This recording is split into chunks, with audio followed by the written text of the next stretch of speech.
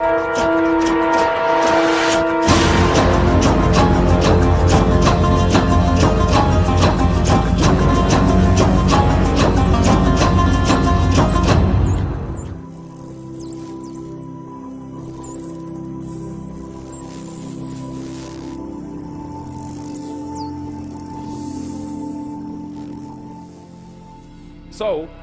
with the water structure, what we found out, and I just delivered the information here, it's very simple, that generally you only can find water distilled or purified, but never both. Now, what is a distillation system? Let's get it straight. That it's just basically boiling water, but the water is what's evaporating, the steam is being collected, and then that is being collected into a reservoir. So you actually have the steam then that is the pure water, right?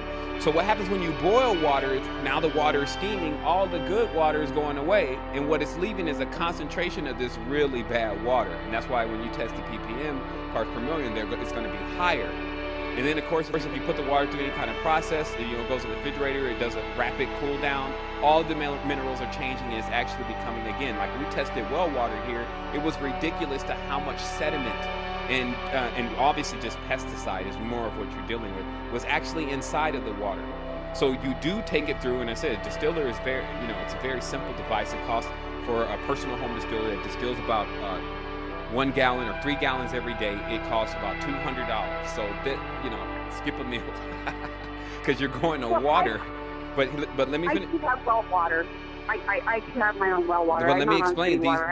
But the wells. The water systems are contaminated. Like, this has been going on for a while. Like, it's not just because you may live out in the middle of the Sierra Nevadas, but what they're spraying in the sky, and when it goes into the soil, it goes into the well.